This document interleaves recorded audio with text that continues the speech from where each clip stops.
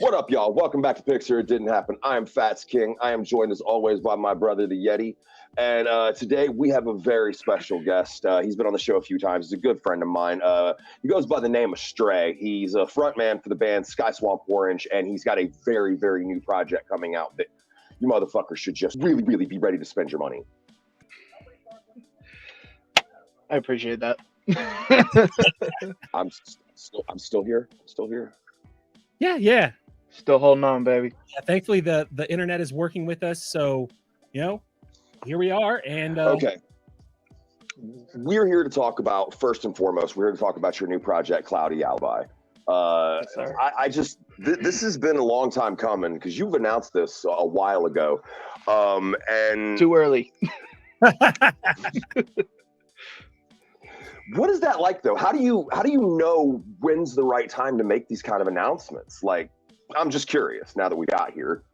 Well, so initially when we did announce it, so it was pretty much a thing like if you had pre-ordered a physical copy of Odium, we snuck like a little flyer in the packages and stuff that said I had a solo album coming, Novels had a solo album coming, and at the time I was pretty much almost ready to go. Give or take a couple songs. And then a lot of stuff happened internally right as Odium came out. And my thought process, like on the album, kind of changed. And I pretty much scrapped everything that I had. And you'd be surprised how many times I hear that from other artists. Like the homie Nasty, he tells me every time he's working on a project, he'll send me a message and go, "Well, scrapped it." Yeah, man. It's tough too, because especially when you're like, because when I initially went into like making this record, it was kind of just supposed to be like really just like a little like filler kind of project as like a enjoyed Odium, here's some bonus bullshit, and like let me just show you I can rap or something, and it kind of changed like drastically after that to like that's not what I'm trying to prove on this.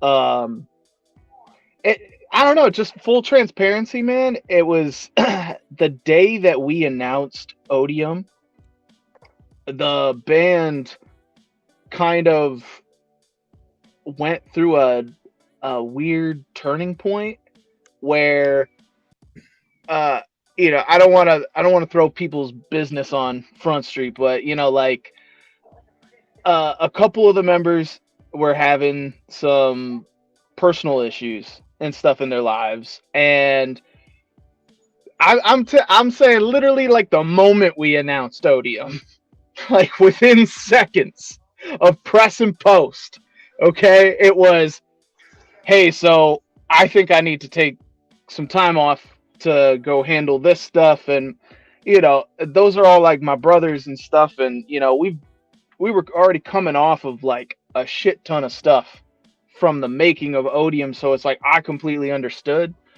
It was also just really fucking bad timing. And me and Novels were kind of sitting there like, well, what the fuck are we gonna do now? Like, I mean, we were like, do we talent? What are you doing with it, right? Right. Well, and it's just like, wow, we finally like put out this album that we took like 2 years to work on, almost 3, and now we're not gonna go do anything with it. And that was kind of a hard pill to swallow at first.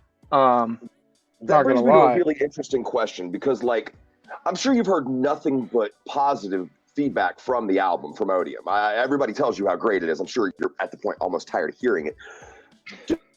Never. Does this make a little bit of trepidation to release another project, especially since it's not going to be anything like something you just did? Yeah, I would say so, because it was like more or less, the other members of Sky Swamp seem to be in better places than they were a year ago now. So, um, I think we've all it's just life, man. It just fucking, you can't schedule it. It just kind of hits you No, from any no, angle. you But, cannot. with that being said, though, it Cloudy Alibi kind of, see, originally, like, the songs that I was writing, a lot of the tracks for it, I had wrote around the same time as the stuff for Odium. So it was kind of like, because with Odium, we did such like an internal, like, deep dive of And a like, purge. yeah, It's a yeah, purge of the worst things you can feel. and it was almost like, yo, I still got shit to say. and it was just like everybody else is like, we're good. Like, and I'm just like, man, I'm going through some shit. I'm like, I'm still mad. Like, and but I like, can understand that entirely. so like, then when stuff with Sky Swamp happened, and granted, besides the personal stuff going on with people, we also ended up going into some I'm trying to think how to say it, but some business situations that kind of went south on us a little bit, and where it kind of left everybody like feeling kind of defeated a little bit, and I think that was at a point where it was like everybody in the band needed like a mental recharge, pretty much. Like, we all needed to kind of just like take a step back and just kind of do our own thing for a little bit, in order to just like, okay, instead of being so submerged into this bullshit, like, let's just take a second to breathe and we'll be back. But at the time, it was very unclear of like, and even in a sense, just being honest, like, even now, like, not knowing what the future holds for, different aspects. I'll never say never, but you never know. And me, I'm just kind of like, I just love creating music, man. I'm just always writing, always making stuff. And for me, it kind of turned into, all right, well, this solo project isn't just like a filler project. It's kind of like, now I'm almost like proving to myself, like, can I do something on my own and feel proud of it, and Ooh. and can I stand up on my own 2 feet and showcase something of what I'm feeling?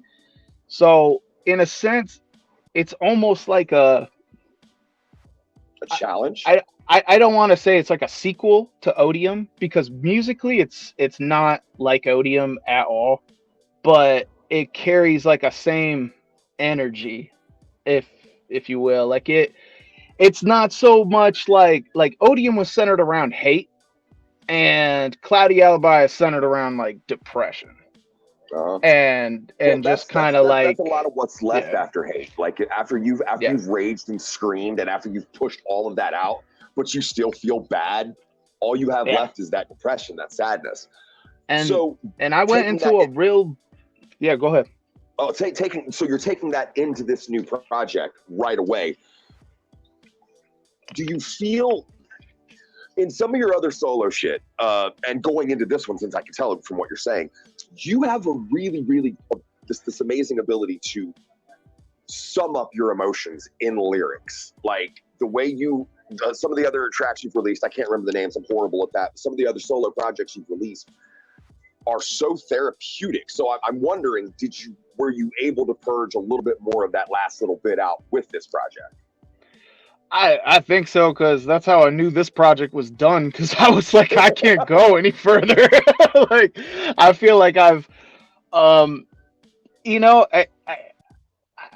it's tough to say, because it's like, the music I like to make, and the music that resonates with me the most, is like sad, angry, dark shit. You know what I mean? And I think that's a lot of us in this scene, like, and it's like, I feel like I'm the type of person that it's like, even if I'm in a really like good mental place, my music's still gonna sound like shit, to where like my direct like circle are gonna be sitting there like, you good, man? You're like, you all right? But you know, but at the same time, it's just like, yo, it's cheaper than therapy. Oh, And, absolutely. I don't know. I always, with writing for me, you know, I feel like a lot of artists will say, you know, oh, it's therapeutic, which is probably really true, you know, and not to sound cliche, but I really do feel this like cathartic feeling like when I do write out my feelings like that, because I'm the kind of guy that I'm not very good at expressing my feelings in just my everyday words, like in conversation.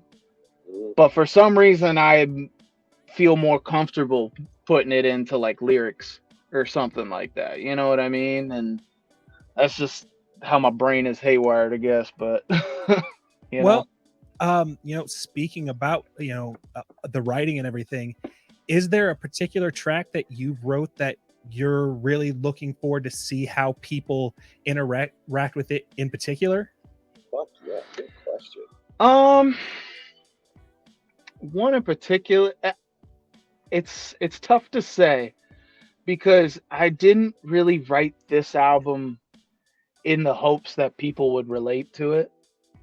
You know, this because there's a lot of like really personal stuff I'm getting into on this project. Like, I don't know, man. Like ever since Odium, it's just like this last year has just been such a whirlwind in my personal life of uh you know losing friends and family to various things, and questioning where the band is at, and um stuff with careers and all that, and it's just the real life shit. And so if I had to, circling back to your question, it's if there's a song I want that I'm looking forward to seeing the response of, it's probably the last song on the album. It's called Overcasted.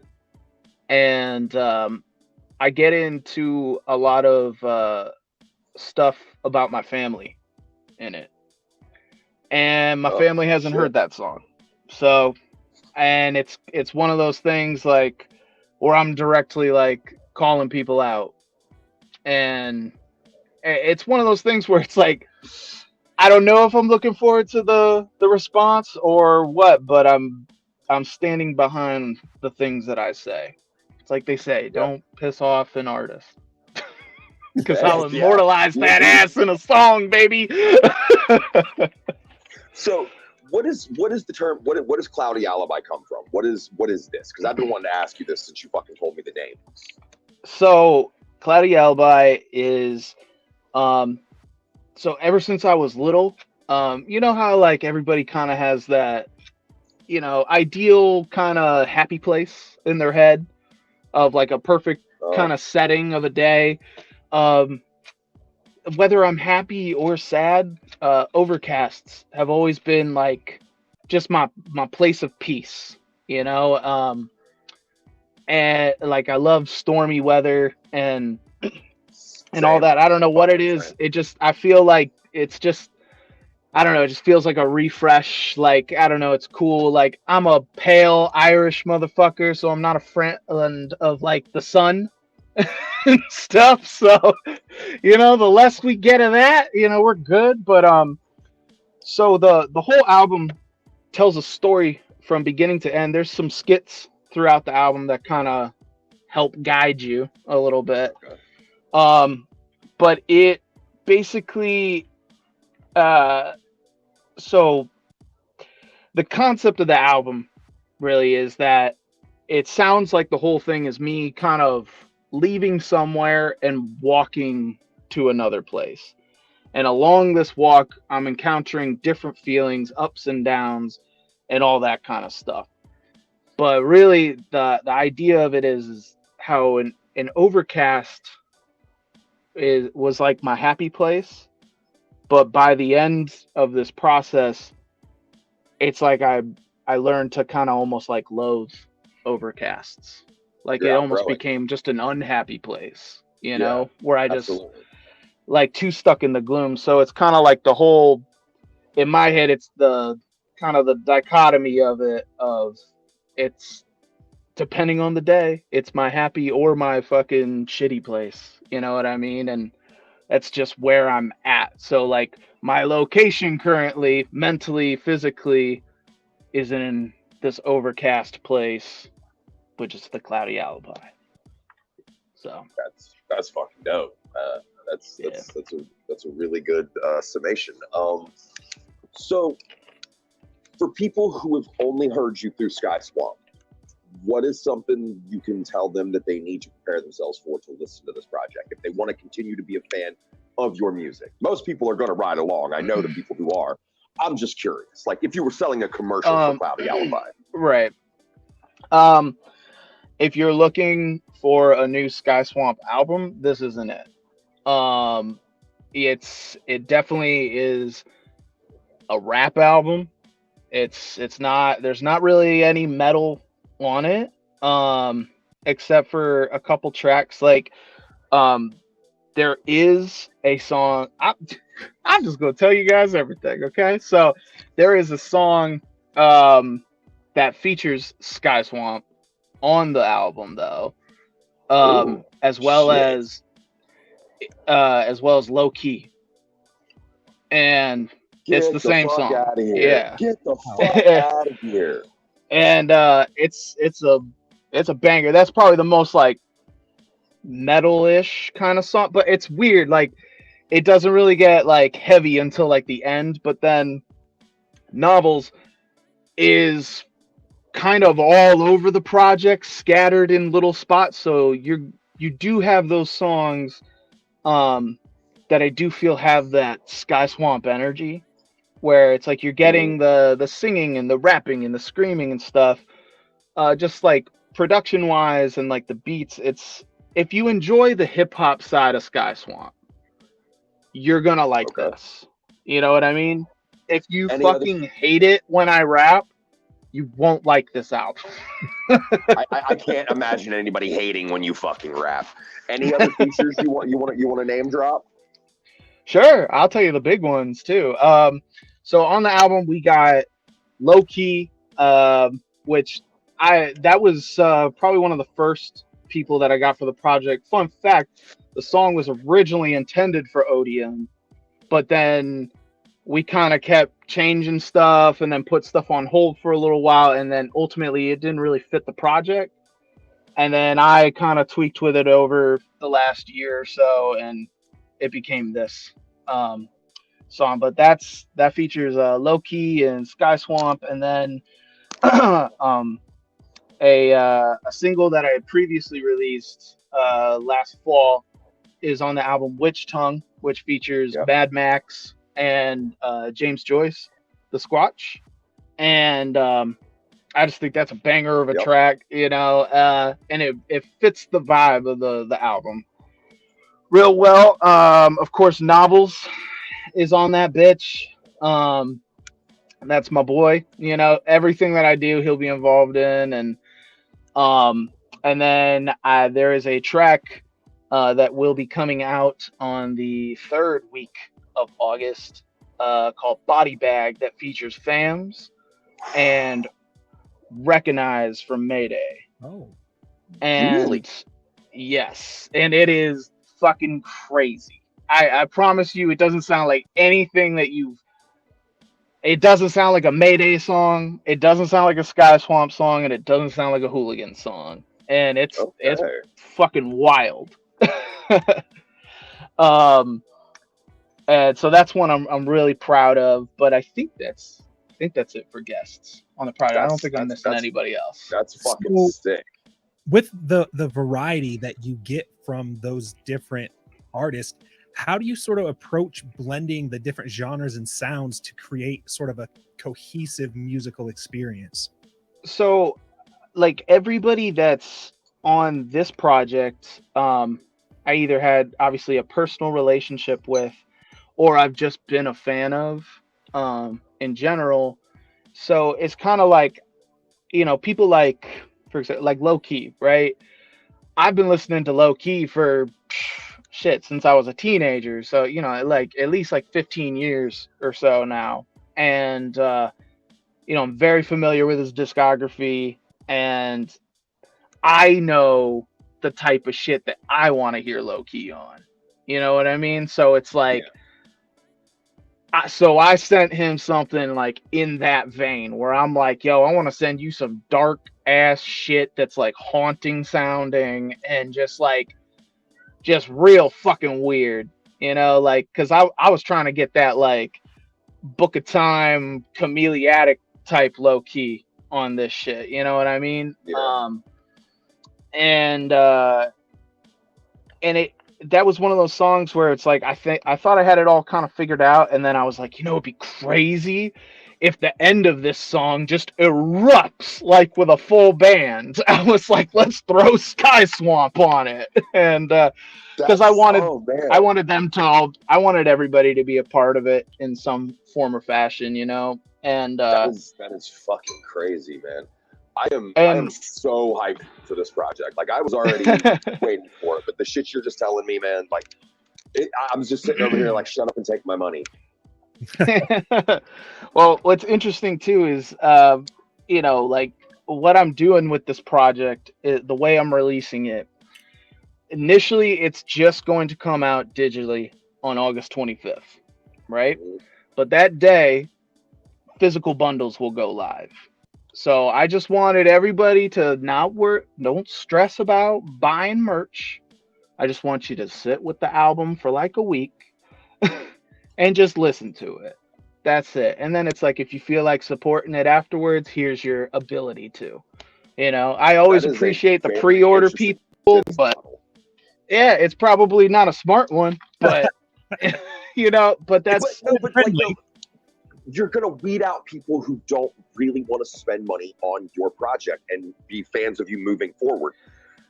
I tell people in this digital age, if I support you by buying your fucking CD, it means I fucking love your music. Because not a lot of people get that physical copy love from me. There's only like 5 bands that still get it. I get it too, man, because like I don't personally like listen to CDs anymore, like in the digital age. It's just more convenient, but like my homies, like they drop something, like I'm copping a physical because, you know, it's love, you know what I mean? But, and I want to support their project, but my aim with this project isn't to make even a fucking dime off of it. I really just want people to like listen to it and absorb it, you know, and I really like sonically with this album, like aside from like the lyrical content, I really wanted to pretty much like make a, like from a production standpoint, I wanted to make a project that I've been waiting for somebody to make. You know, like this thing I heard in my head where I'm like, man, I love this kind of stuff, I love this kind of stuff, and I love this. But it needs to get modernized. You know what I mean? And not sound like it came out in 2003. Like but give it some of the elements that I enjoyed, you know, like I definitely think it's like my influences, you'll see them a lot more on this one, because like with Sky Swamp, that's a meeting of all of us mentally, you know what I mean? It's a lot of give and take, and even some of the songs, it's like that's me not just speaking from my perspective, but from all of us. You know what I mean? Like from all of us. Like when I was writing lyrics for Odium, it's like I would have to show these guys and get them to okay everything, you know? Yeah. These guys and get them to okay everything, you know? Like, whereas this, you don't need a cosign for anything. Like, yeah, I'm just running wild. Like this, I'm just saying whatever the fuck I want to say, you know? And I don't know. It's my man is gone again. Yeah. You want me to pause and just wait till he comes back? We'll just that way we can just in. Yeah. I knew it started echoing and I was like, uh-oh. I was hearing it too. I was like, fuck. He's getting ready to go. Yeah. But yeah. We were on a good run though. we were just chugging right along. Yeah, man. Jeez. Oh shit. So before this all, while we were all sort of getting this planned, I started playing with AI and told it what I was doing for the show. and it generated a bunch of questions, which was cool, except for it generated your responses to the questions. Oh shit. That I thought was a little creepy. Okay. Well, I'm back. that's Jesus I don't like fucking that. Christ. No. No, isn't that weird? That AI Shit. shit's weird as fuck. That's a whole separate thing we can talk about when we're not on the air. Yeah. So this is just something I want to ask you because at the Super Famous Fun Time guys seminar at Camp Zool this year, they said that you were all over their new album, almost in a Dubs-esque role. And on top of that, you feature on a lot of fucking tracks in the last year or so, even more so. What is it? Does it feel good? Like you, Keegan Grimm, and a few other guys, I call you guys the secret ingredient to the underground because people use you as a feature that's going to bring in your fans. Plus, they have your skill that's on it. What is this? What does that feel like to you as an artist to know that people are going to reach out to you on that level? Specifically, Super Famous. It's flattering, man. It's humbling, especially when it's like people that you admire and respect and stuff. Like it just kind of, I am my own worst enemy, and I am the worst with talking down to myself, and so it's nice when those moments come and they kind of like silence the doubt a little bit, where it's like somebody that is more established than me like reaches out without me having to be like, oh, we should work together or some shit, and like reaches out to me and are like, hey man, like I love what you do, I would love to work with you. It's like reassuring. I'm like, okay, I'm not as awful as I fucking thought I was, and it's like like stuff like with Super Famous, it's like that's been cool how that's all come about. Like I love them dudes, man. Legs and Whip have like ever since we kind of crossed paths for like the first time, those dudes have, not just for myself but for Sky Swamp, have just like looked out for us. Like no matter what, like especially a lot behind the scenes. Like, using their influence to kind of, I don't know, put our name in other people's ears that we wouldn't be able to reach necessarily on our own and stuff. And it's like, I love that stuff because the relationship that we have kind of established with them has been so just organic, and it hasn't been forced or anything. And I can't get into too much about their project. Just because I can't speak on it because I haven't gotten green lights. This is the only thing I'll ask because they've already talked about this. And if you've been at camp and if you were at the Super Show, you heard the song. What can you tell us about your side of this project that they're putting out? This what's the name of the track again? Well, I'll tell you, you've heard one of the songs. Oh. Okay, that's the one I'm specifically talking about. Yeah. I'm gonna be real. I don't know what the name of the song is because they've changed it multiple times. Okay? The last I think version that I heard was a quirky pop punk song about existential dread. Yeah, that's the whole title, something like that. I'm pretty sure that's the name they're going with. Because at first it was just quirky pop punk song, and then it was like just existential dread, and then it became like we were like, yo, let's do like one of those long, obnoxious pop punk titles, But this shit. If you haven't heard it, it is so fucking catchy about the worst thing possible. Yeah, that's where me and those guys, we bond really well over that subject. We're just like, hey, want to make really upbeat shit that gets stuck in people's heads, but it's actually just awful shit that we're talking about. Like, yeah, so that's how we click really well. But yeah, man, no, I know. I'm trying to think of the stuff that I know that they've talked about publicly. Like, I know that they've talked about the fact that we did a video for it and stuff, which they wanted to play it at camp, but that didn't work because Eric didn't bring the right cables. God damn it. But no, dude, the video is was directed by James Joyce the Squatch. And man, it talk about a video that started as one idea, went through disaster, and ended up as a completely different idea, but I think came out fresh as hell. Like, I'm excited for that one to roll out. Honestly, like everything for their project that I've. Can you guys hear me? Oh, there I am. Oh, yep, you're back. You're back. Whoa. Oh, wow.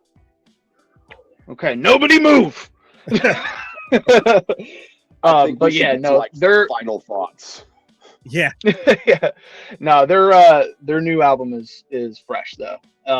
The stuff that I've had the pleasure of hearing is really cool, and yeah, I guess you could say I'm pretty involved in it, from a few different angles. But yeah, it's coming out cool, and I'm really hyped to be working with those guys, man. Much love to the whole LLE camp, man. Those are my boys. Are you gonna wear a lucha mask at Hool Fest? No, I'm not. Right. That's the last thing I honestly want to talk to you about. I'm not Dubs, bro. I want to talk to you about Hool Fest. Yes, this is a really, really cool fucking project that Fams and the boys are doing, and this is kind of like how it was at like the first camp. This is another one of those things where if this hits right, this could be something that goes yearly, and you get to say you were on the fucking bill for the first one again. Yeah. I'm everybody's first, you know. Well, that's Yeah, no, it was like when Fams hit me up about it, it was a no-brainer, dude. That's my fucking brother right there, man. Like, what? Like, I've probably made. Oh shit, he's gone again.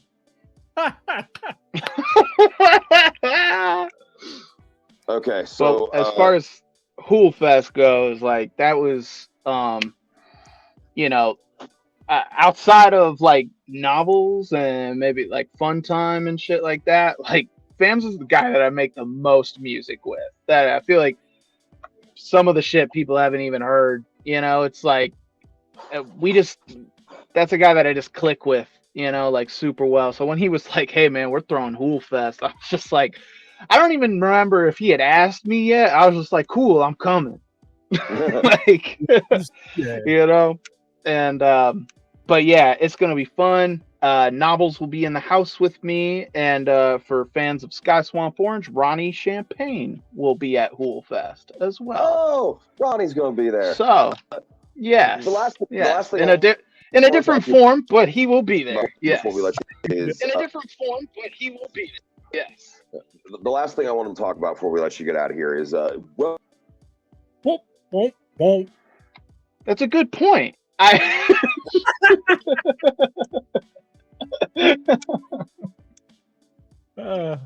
Jesus Christ. This poor guy.